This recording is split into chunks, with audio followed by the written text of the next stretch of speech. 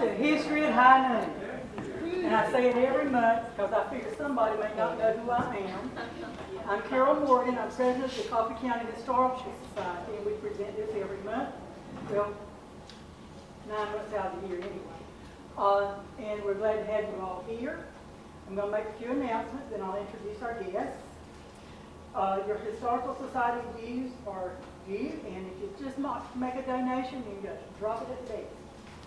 September the 25th will be our next History at High Noon, and Dalton King, I know you may not know him, he is coming with a group to talk about the black businesses in Coffee County, from the history of the black businesses in Coffee County, and that's good. Today is one of my favorites. When I mentioned I wanted to document the family businesses in Coffee County, this is the first one that came on my mind. Mr. Lott volunteered first. Every happy moment for me, because I was raised when people didn't wear shoes, okay?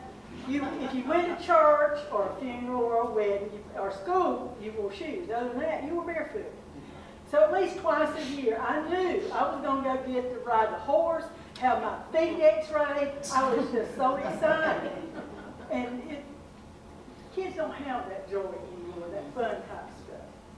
But Mr. Zellner was on the Board of Education with Daddy, and so his children were all just a little bit older than we. Not much, but enough. But I remember Judy because and his youngest daughter was my sister's age. They're a wonderful family, and they're always so sweet and so kind, and it just makes you wonder, does anybody ever holler? And at our house, we raised our voices, but they never do. It's just a wonderful thing. Today we're going to do Norris shoe stores, in case you didn't know that by now. I don't know which one's going to go first. Come on in. Okay.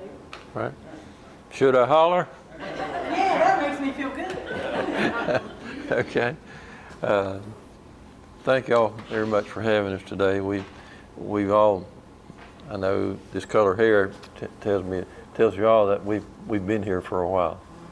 So we're going to kind of talk for a few minutes and divide up with our family members parts of our history. We'll kind of start this. There's two major parts of this, and one is it's about family, and that family also leads to a business. Business without family doesn't exist. It can, but it's a lot easier, a lot more enjoyable to have family. Zellner, my dad's picture is over here, and Brian's going to tell you more about that in a little while. He was born in 1919, and we'll start with the fact that he moved to Douglas in 1940 to live with his brother, Harville Norris. And Harville, I can see some heads going up and down. If y'all were bankers at Coffee County Bank, then you knew Harville. There's a house on Gaskin Avenue called the Oglesby House that was for guys, and they had a house mother, and she cooked for them, she washed clothes for them.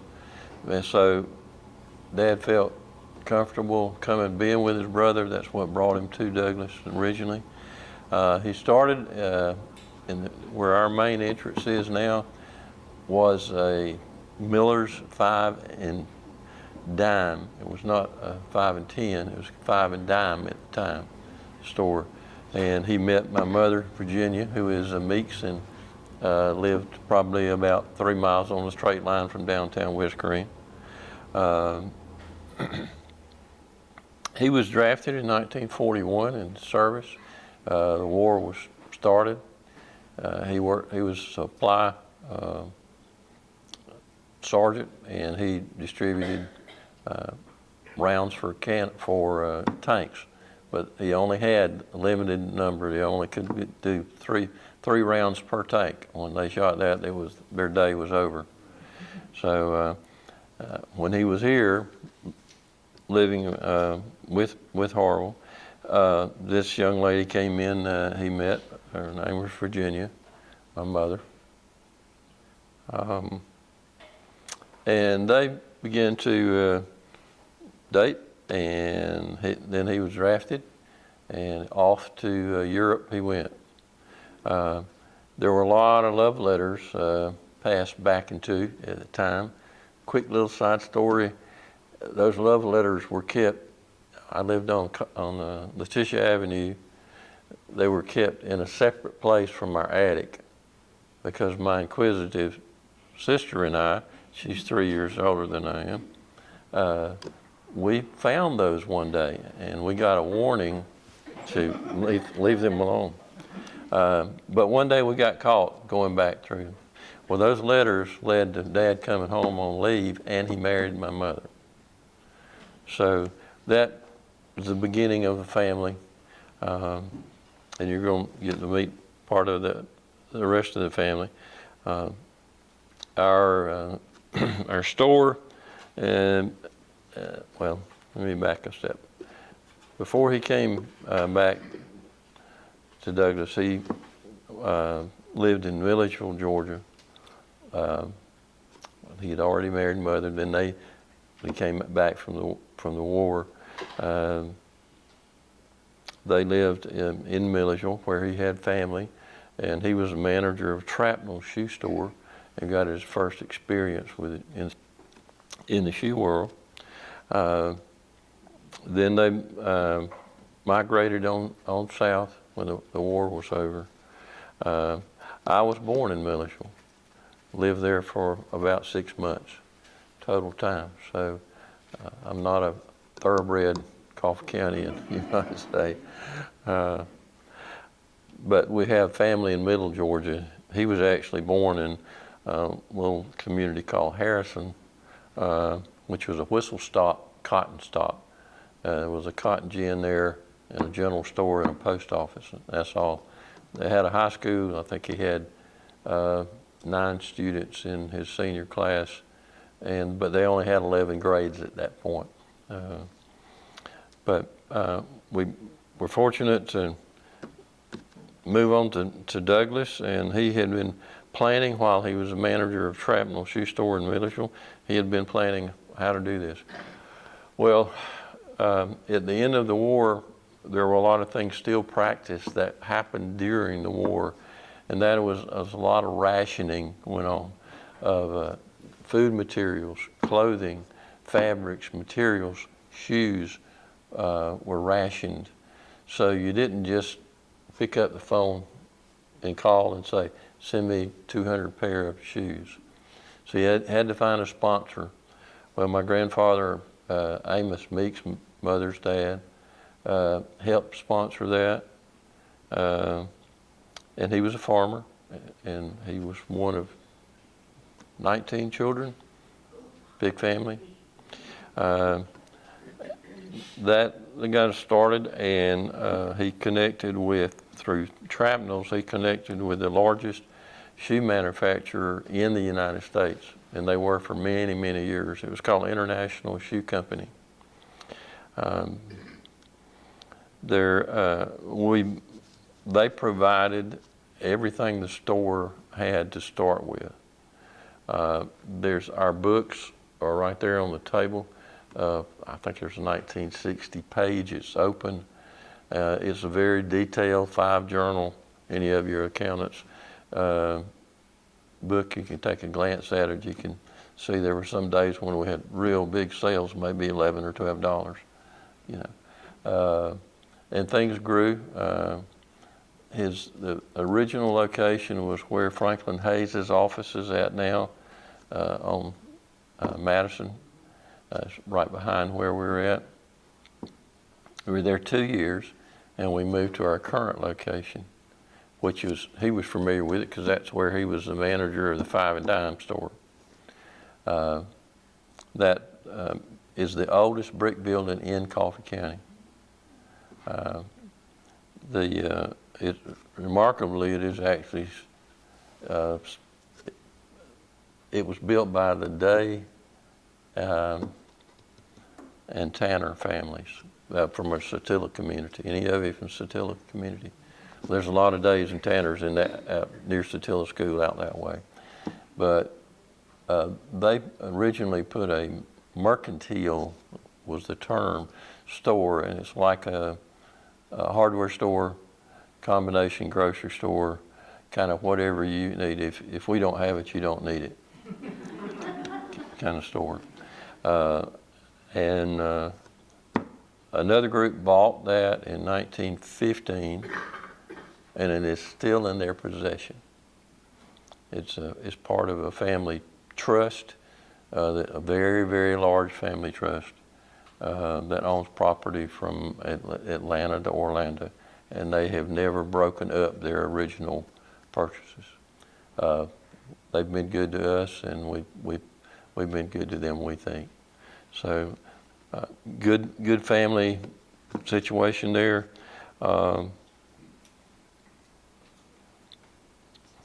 See if I've gotten my part here. When we opened on September the 27th, 1947, I was born February 14th, 1947. So I'm 77, and so that makes our store the same age. Dad, along with someone named Harry Walker. Anybody remember Harry? Okay, that was his partner, and the other partner was the International Shoe Company. They were so interested in us being successful, they not only provided the shoes, but, all right, where's my stool? It's right here. Is it right in front of me? Okay, this is one original stool from that they provided. And you can see it's been patched and recovered probably 10 or 15 times, as well as all of the shoes. They were also so interested that they provided an auditor. Anybody an accountant? No?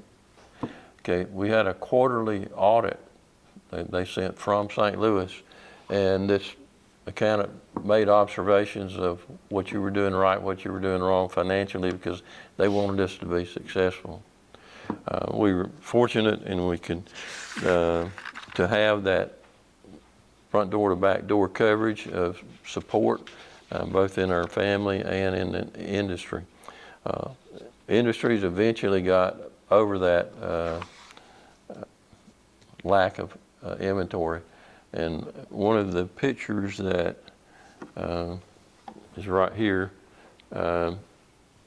Mom and Dad standing in the back, Mr. Walker here.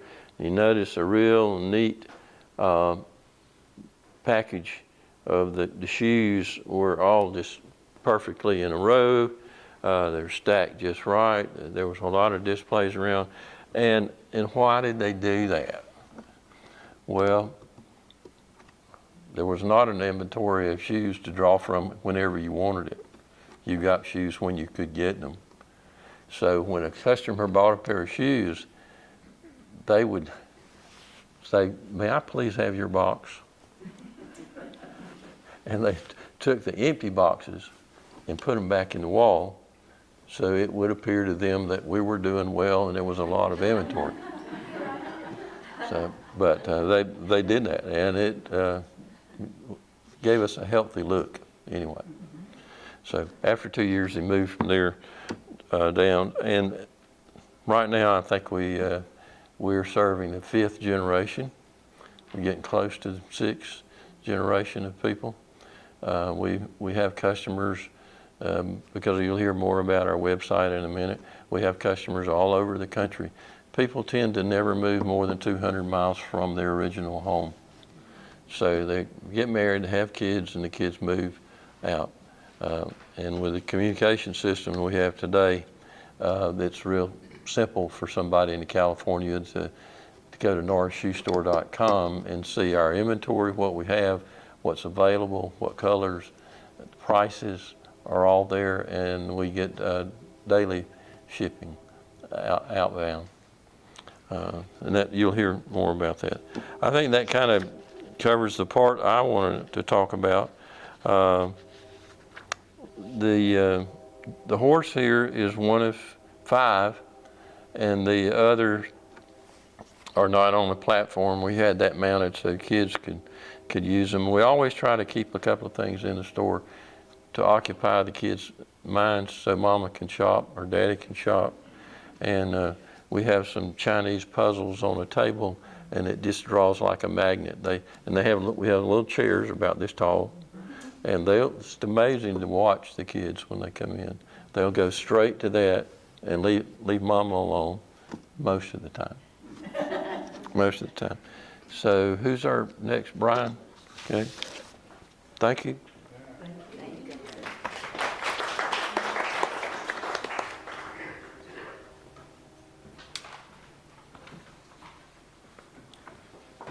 Okay, Dad, talk with you about the beginning of the business. I'm going to jump in kind of mid-90s as we were trying to grow an expansion of Norris Shoes. Space became an issue, as you probably all know. So we were in the corner store. We had our women's, our kids, and then we had a little section in the corner that was made up of men's, and that was the store for years. We were looking at opportunities. If you'll remember, we had the fashion box beside us, and then the next store over was the strawberry patch. At some point there, the strawberry patch, around before 1995, they closed. We saw that as an opportunity to expand, and we were able to get a lease for that building. And so at that time, women's and kids were on the corner. And if you wanted men's, you would step down the sidewalk. You would have to walk in front of the fashion box. So there was no connection except for from the sidewalk. And that expansion gave us an additional 2,000 square feet of floor space. It not only helped us grow the men's business, but it also helped us grow our women's and children's business because it gave us more room in the original store. So we went to trade shows with the idea of, okay, let's go after some of these brands that we've been looking at, that we've wanted to buy, but we just didn't have the space. And keep in mind that for 50 years, 99% of our inventory was shoes. At this point is where things began to change a little bit. That expansion opened new doors. We got started into clothing. I think one of our first clothing brands was Carhartt, which is a work clothing line. And that made sense to us to get started with Carhartt because Coffee County is an agricultural-based community with good industry. A lot of people that are in the line of work that could use it. So that was a great first, I think that was the first clothing brand that we may have had. And it got off to a good start. It also, at the same time, just happened to be popular with the young kids as a fashion item. So the combination of both worked well. That led us into expanding into some outerwear items. So then we started getting into brands like Patagonia, North Face. We carried Mountain Hardwear for a little while. And a few years later, we went from outerwear and workwear into some fashion brands. These years, we called them the Southern brands.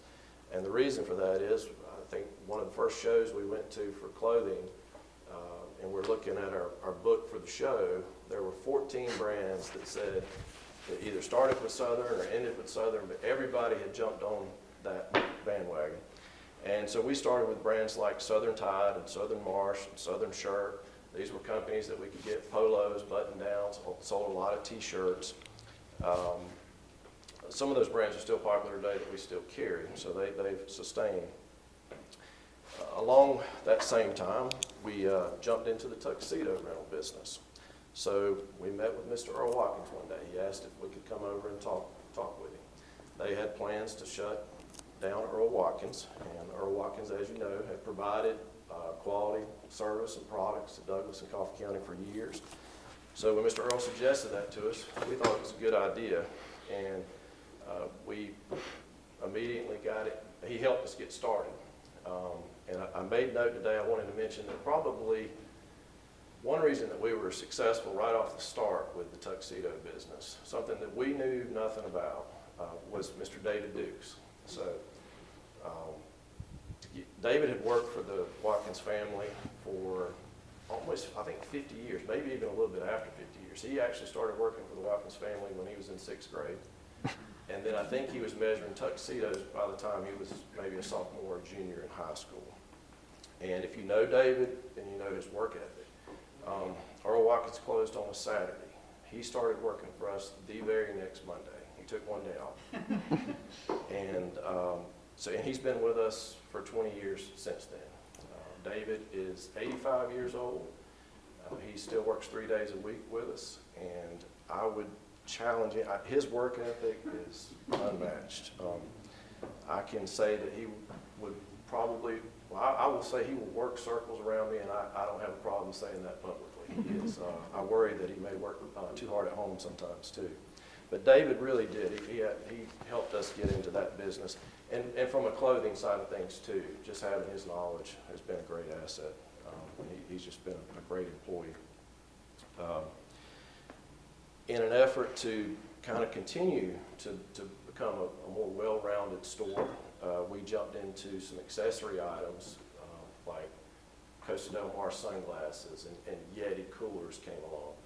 And there was a period there when Yeti was getting started and becoming very popular that they had the stainless silver cup that was so popular.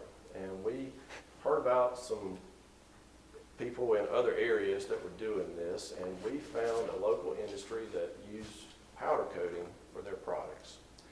And that was kind of an exciting and fun time. We were running cups to this local industry sometimes twice a day. And we were painting those cups, or powder coating those cups, every color you could think of. Red, blue, green, purple. We did some with glitter. And we were one of the only people doing that around. So it was kind of neat to see that take off. Eventually, maybe 2 years in, Yeti started, they caught on, they started doing that themselves. So that kind of took us out of that. But so now we're shoes, clothing, and accessories. To tell you something that's new for Norris Shoes is this is something that we're very proud of. We just recently, Father's Day weekend, launched a new clothing brand called Zellner. And we went out, found a company that provides a really quality product that at a good price. We're actually able to sell this product at a little bit lesser price than some of our competing brands. And so there's a little story about Granddaddy. This will continue to grow for us. We just started in the spring with polos and button-downs. We'll start in the fall. We'll have polos, button-downs. We'll have some vests. We'll have some jackets. We'll have some quarter zips. And we plan to kind of do some different series. We've got some ideas. Granddaddy liked to fish, and catching red breast was one of his favorite things. So we're working on a Satilla series that might even have a red breast on it. We haven't seen anybody do that. So we're excited about this brand, and we had a really good response Father's Day weekend to it, and so we invite you to come by and check it out. And I'll have a few more things to say later. I think. Oh, sorry. Yeah, we can talk about the store. How long after we got started, the Fashion Box decided to close their store. And so that was in between our two stores. So I did not mention that.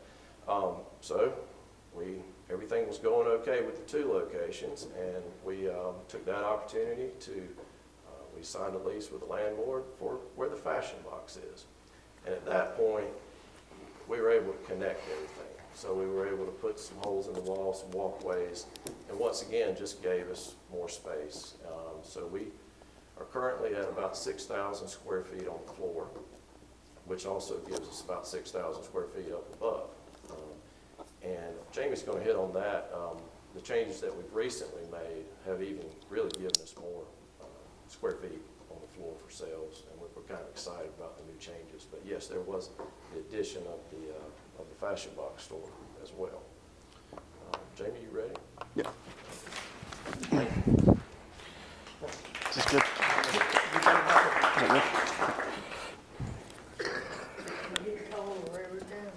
good? Thank you. My name's Jamie Turner. I was married into the family. My wife Krista's the daughter of David and Carolyn and sister to Brian. We got married in 2008, and we moved to Douglas in 2013.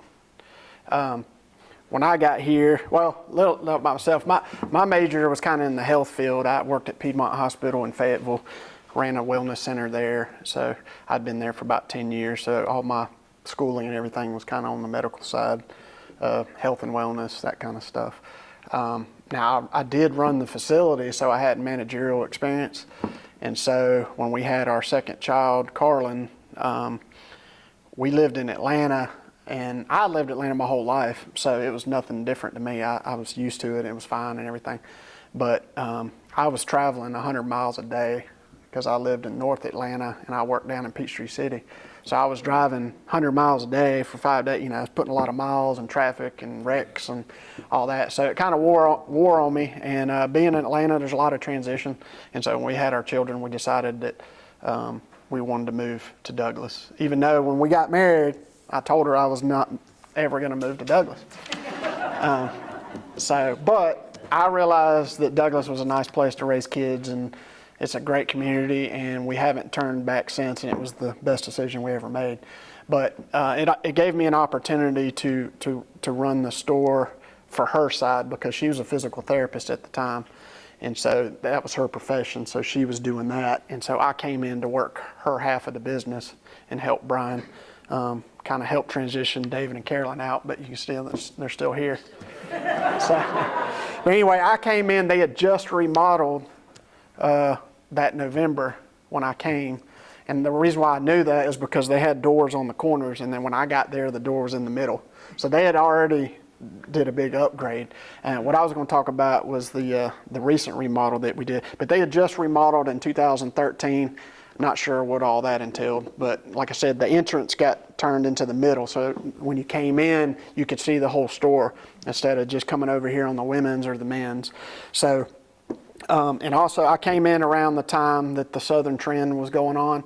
When I got there, it was, like you said, mostly Carhartt, Patagonia, North Face, and they had just picked up Southern Tide. So I got to be a part of the big clothing boom. So for me, this is all, we've been doing clothes forever. But for them, it's still fairly new. So we really expanded, and because of that, we really needed a facelift. People like Bobby's and others were, they were redoing their buildings. So a lot of these other older businesses were giving their facelift to their businesses, and we felt like we really needed to do that if we want to keep moving forward. So in 2022, in January is probably our slowest month of the year because everybody's exhausted and drained of money from Christmas. So it's slow for us, so we decided to do it. They were going to knock it out in 4 weeks. Was it 4 weeks or 3? I think it was 2 weeks to start. I don't know, 2 or 3 weeks, which, listen to that now is ridiculous. Because we redid the whole store. I mean, we started off, when they started pulling up the floors, realized that the back corner was pretty much shot. Like, we were surprised we didn't fall through the floor. So they spent a whole week just repairing the floor. We had carpet, and so now we got the hardwood look down. So first thing they started on was the floors. And so that took a week just to fix the floors. Because like you said, it's the oldest brick building in Douglas. So it's 100 and something years old. So considering that, the building is in pretty good shape. So that kind of extended the 2 weeks. It ended up being 5 weeks, which is still amazing to do. If you've seen our store before and you see it now, it's totally different. I always kid that we've joined the 20th century or 21st century because it looks good. But we started off with the floors. We knocked out a lot of walls. If you've been in our store, we had a wall on the left side, wall on the right side. We couldn't knock out the left one because it's load bearing, but we did get rid of the one on the right, and then we cut a hole in the back. So it's very open. That's the first thing you notice if you've seen the old store and the new store. It's very wide open. We had to knock out all the walls behind because we used to keep all our shoes behind walls. So that didn't give us a lot of sales space because most or half of our floor space, or about a third of it or a fourth of it, was stock. So the only way we could expand is to clear out all the storage, and once we did that, we had to figure out, all right, where are we going to put all the shoes? So then they came up with the idea, like upstairs we have about the same amount of space as we have downstairs. We're blessed with a lot of storage space. So to do this, we had to create what we call our stock room. If you can imagine a library of shoes, that's exactly what it is.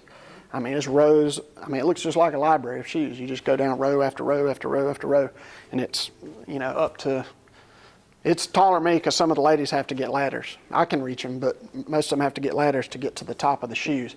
So we had to enclose and build this room because there's no AC, there's nothing up there, so you can imagine how hot and cold it is up there. So we had to enclose a big space. It's about the size of the middle store. It runs directly over the middle store. So when you come in, the whole middle section you see, all above is our big stock room. It's full of all of our shoes. So we enclosed that, put an AC unit in it, built the shelves. We basically took all the shelves from downstairs, ripped them up, carried them upstairs. So we got to reuse a lot of our materials, saved a lot of money that way because they had built shelves over the years. Like, I don't know how many shelves, probably 60 to 100. I don't know. There's a lot of them. So it was a lot of labor in that January to February, basically tearing everything up, moving it upstairs. But once we got that main stock room up, it allowed us to move all the shoes and everything upstairs till we can open that space. Like I said, we knocked out the walls, we redid the floors, put in all new light fixtures, and a lot of the displays and fixtures that you see in there, we made. There's, like, if you go in the women's side, there's all these metal pipes and stuff. Allison made those. All the stuff in the men's side, I did those. One of the weeks we were out, either I had COVID or my wife had COVID, so they didn't want me around. So I stayed at home and stained boards and painted pipes and did that for a week. So if you look in our store, we have all this like rustic look. We have stained wood. We've got metal piping that we painted. We did all that by hand. So a lot of our fixtures we made ourselves, and that's kind of cool. We had the time to do it, and we wanted to save money, plus we wanted to give it some character. So a lot of this stuff people don't know. They just come in and see shoes and stuff. So next time you're in and you look at some of these fixtures, just know that we made those. We did that, and another big thing that we did when our office, if you can imagine all of us being in one tiny little room, that's what our office was. We basically kicked Carol and David out because Brian and I were in there, and there's just wasn't enough room for all of us at one time. So we turned our old office into dressing rooms, which if you'd been with us before, we had basically a closet. You just went into the closet, and there were some shoes in there, and you tried something on, and that was all we had because we didn't have the space. So we added 3 dressing rooms. They've got benches, they've got mirrors, everything. So that was a big upgrade. We've never had dressing rooms. So now we have dressing rooms. We got 3 of them. And sometimes when we do tuxes and prom, you think we have enough, but we don't have enough because you got 10 kids trying to try on tuxedos. So we added dressing rooms, and then we expanded our office, made it a little bit bigger. We've all got kids, so they come after school and all that, gives them a place to hang out and stuff. And then later on, if they decide to work in the store, we'll have a big enough office for all of us. Like I said, I mentioned the stock room upstairs. Probably the most interesting and exciting thing about this whole project is how we did that. Because we got everything upstairs, now what do we do? Like, how are we going to get it to the customer? Well, they come up with the idea. Allison's she still has a radio on. A lot of us walk off with it. We have headsets, so if you see us, we look like we're Secret Service. But basically, we have an employee up there at all times. Right now, we have her name's Lainey. She's a great employee upstairs. But we'll call, like if one of you come in and need a shoe, we'll call up to Lainey and say, Lainey, I need this type of shoe. We all have them numbered and labeled. So like, for instance, I've got a Johnston Murphy on, and then all of our men start with M, women start with W's, kids start with K. So if I see Johnston Murphy, I say, Lainey, I need a Johnston Murphy M1 size 10. And so to do all this, we had to find a way to get the shoes down to us. So we invested in something called a dumbwaiter. That was the original plan, to get shoes up and down.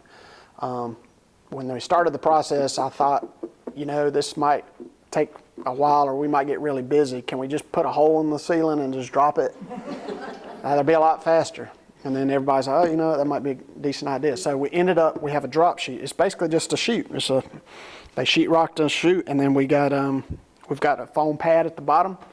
So when she gets that shoe, she puts a rubber band around the box and drops the shoe, hits the foam mat. We open the door, get the shoe. So as far as when she sends them down, we just drop them. Now, if it's something heavy or something, we have the dumbwaiter. The dumbwaiter, if you're not familiar with it, it's just a mini elevator. But it takes 30 seconds to go up and 30 seconds to go down. So what we do is we use that dumbwaiter to send back up stock. So like, because people try on stuff they don't fit or they change their mind. So we'll have a big pile downstairs. So we just open up the elevator, stock it, hit it, let it go up, and then they'll put that back in stock. So that was crucial to allow us to have all this space. Because like I said, a big portion of our store was stock. And so once we found a way to move all that upstairs and found a way to get it up and down, then we're in business. So nobody really sees that because it's behind doors, it's in the back. I mean, you see us calling for it and all that, but if you're wondering where these magical shoes come from, they come from upstairs. And like I said, they just drop them. So it sounds simple or whatever, but it's effective and it works for us. Let's see. To wrap it up, like I said, we have the headsets. That helps us with it. The project took 5 weeks as opposed to 2, but still, it's a completely different store, and to knock it out in 5 weeks was impressive. And we have it on Dad's birthday, which was special. Yeah, I was about to get to that. But and the cool thing too, like she said, we reopened. It just happened to be Valentine's Day. So when we reopened on Valentine's Day of 2020, it also happens to be David's birthday. So it was a special, something you'll never forget, Valentine's Day.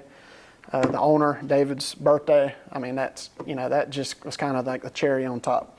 We were blessed and thankful with the support when people came, because we were shut down for 5 weeks, and that week was crazy. It was very busy. We were very thankful, and people were just coming just to see the store. I mean, they'd buy something, but I mean, a lot of people, especially the ones that have been around forever, I mean, it's impressive. I mean, the people that just know the store now, they don't have the luxury of seeing the transformation. But the ones that have been around, I think they really appreciate it. And another thing, too, we did a couple of years before that, we added a new POS system, a point of sale. The old one we had was really old. You had to F1, F2, F3, all that stuff. So we also added our point of sale that's allowed us to do a lot of things. And that'll kind of, you doing internet next, or the website? That'll kind of lead into what she's talking about. Our POS system allowed us to do things like sell online and a bunch of other things. So that was another addition that we did, and it's helped our employees when they come in. We get new employees. It's real easy to use. It's user-friendly. So as opposed to just doing the store, when the remodel, we did add the POS system, and that'll kind of transition into our website and all that. All right. Thank you. Hey everybody, I might be the first one that doesn't have any notes. I'm a wing it kind of person. But I'm Krista. I'm David and Carolyn's daughter and Brian's sister, Jamie's wife, Allison's sister-in-law. And I have been back in Douglas since 2013. I left when I graduated high school, and to be honest, I said I would never come back. She did say that. I did. I'm just going to be honest. Being at that age, you feel like, at that time Douglas was a lot smaller. I went away to school, went to grad school. I became a physical therapist. I was, and still am, but a therapist for almost 20 years. I worked here at the hospital outpatient for many years, and actually stepped back from that position at the end of 2020. So worked through that first year of COVID, and then stepped back so that in January of 2021 that I would be available to help with the transition at the shoe store with the remodel and everything that we were doing there. I did end up with COVID right after that, funny enough. So that's why Jamie and I were at home making furnishings, which he was doing. So I've not been there on a day-to-day basis through these years since I was in the healthcare world, but I've been helping on all of our buying trips, so looking and buying clothing for women's and children's as well as shoes, that type thing. And then I'm helping on the back end, and a lot of what I do is not seen because a lot of it is computer work, and I do a lot of it from home. So I'm not at the store on a day-to-day basis like they all are, but we've transitioned, like Jamie just mentioned, with our new system. We were able to create a website that would function well for us. We had a website some years ago. Again, it was not the greatest, and we didn't have a good kind of bridge between that website and our system. So we knew that moving forward to grow and to stay relevant in this, in where we are in our community, but also in the retail world, that we needed to change, we needed to grow, we needed to add new products, which is why we've added a lot of new things over the years. If we were still just doing shoes, we probably wouldn't be around, honestly. So I'm very thankful for the minds of my dad and my brother and Jamie to come up with these new items to be able to sell in the store and kind of keep us relevant. So with the website, we built a new website. We were working on it at the end of last year. Didn't get it launched before Christmas, which is very busy for us in store. So we launched it in the spring, and we've been very happy with it. It's growing. We do not by any means have everything that's in the store on the website, but we do have a large majority of things on there. I wanted to start the website personally because I wanted to make it easier for our community to shop. And if you're at home, maybe it's after work, you've had a long day, you couldn't get out, from work, or maybe you were just busy with children, to be able to shop, you're sitting on your couch, right? So you could just pick up in store, come by and grab it, that kind of thing. That was more my thought. I'm going to say, from looking at the orders that we've had, Allison has handled this on the back end when we get the orders in the store. I would probably venture to say at least 80% of those have been people not in our community. So 80% of the orders are from people elsewhere, not in Douglas. So that is kind of amazing to see that we're coming up in searches, that the products of Norris Shoes are getting. We've shipped to many, many different states. So it's not just the people here, and we'd like for people here to come in the store and shop as well, and see products and see what's new and that kind of thing. So I handle the social media as well. So anything, if you're on any type of social media, Facebook, Instagram, those are posts that our staff does a really good job of taking pictures of what's new, so that I can advertise them for our community and our followers to be able to see. So that's really what I do on my part in helping the shoe store grow. But I'm just really thankful for my family. I'm thankful for the support of this community for this many years. It's when we go to shows, Allison and I go to a lot of buying shows together, and when we go to shows and vendors here that we've been open for the number of years that we've been open, they're astonished, because small businesses, for the most part, don't last this long. So we really credit our community for supporting us for all of these years, and we're very thankful for that. One thing I will add that Brian touched on, just a little quick story. When we opened the middle store, so when the Fashion Box went out of business, they were here renovating that. I did not live here currently. I would think I was maybe at Georgia or even at the PT school, I'm not sure at the time. So I didn't have a good handle on the timeline of when things were going to open, but I knew they had been working on it. I knew that it was coming soon. But I called Mom and I said, I need you to tell me when the store's opening, because I had a dream last night. And she was like, okay. She was like, what happened in this dream? And I said, in my dream, Granddaddy was going through all of the aisles, and he was showing everything. Now, this is where I want this to be, and this is how this needs to be. And, we need to put this on the wall. And it was just the best feeling, because Granddaddy was no longer with us. He was in heaven already at this point. And Mom said, well, that's interesting, because we're opening today. And so to me, that was a really special thing that Granddaddy kind of came to me in that, and really kind of a blessing of that store opening. Still gives me chills to talk about it. But just thankful for, like I said, the community supporting us. And if there's ever any suggestions anyone has, we're always open to that, what we can provide, what we can do better. We always love to hear that feedback. So thank y'all for having us today. I think we still have a little bit tiny more left, but I would love for y'all to come up and see all of these really cool memorabilia things that we've had from the shoe store for all these years. Still have some old shoes around to check out too, which I'm sure y'all remember all these saddle Oxfords. I just have we're going to finish up with you, but we just wanted to finish up by saying thank you to really 3 different groups of people here that have helped us be successful and to be a community partner here in Douglas for as long as we have. First, and it's kind of echoing a little bit of what Krista just said, is we want to thank our loyal customers.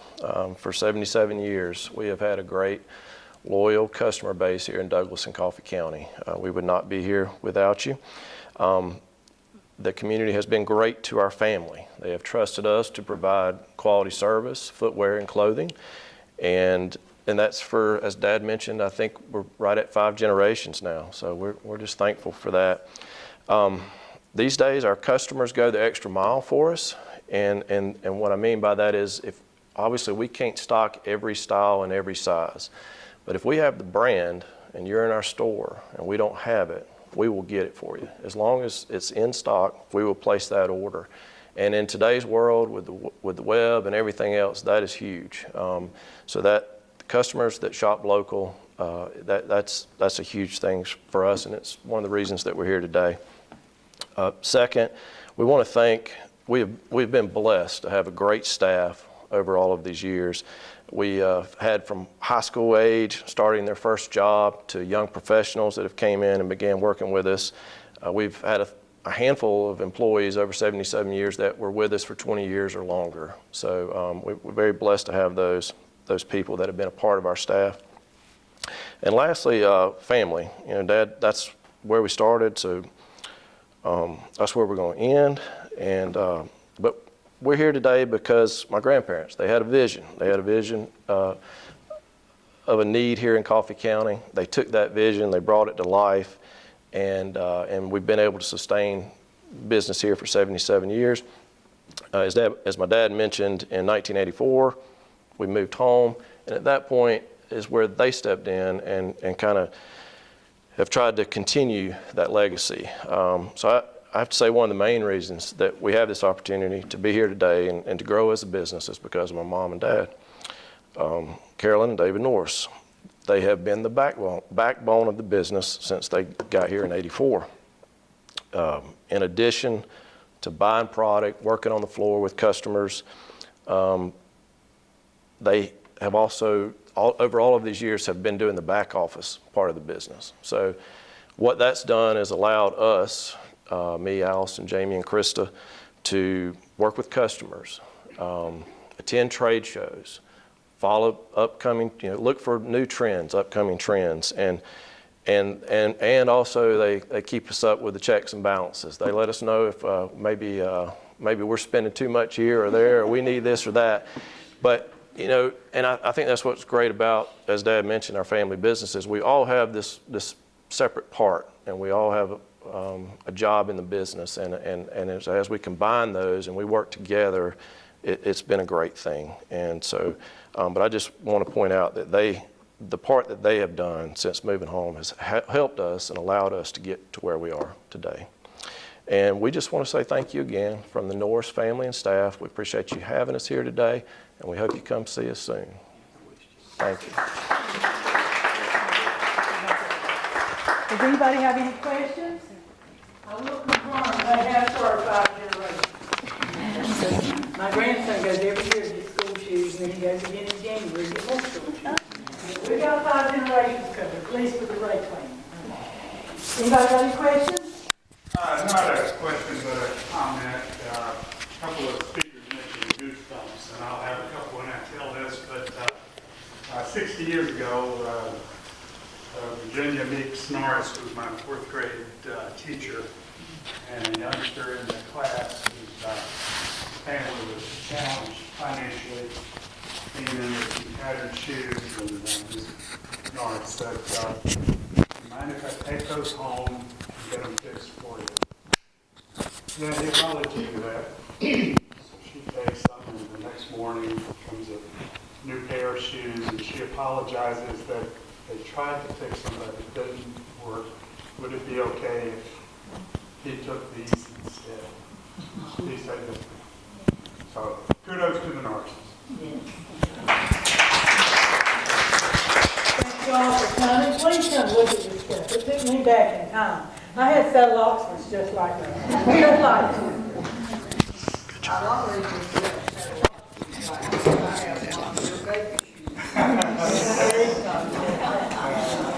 Thank y'all for coming. Please, enjoy my.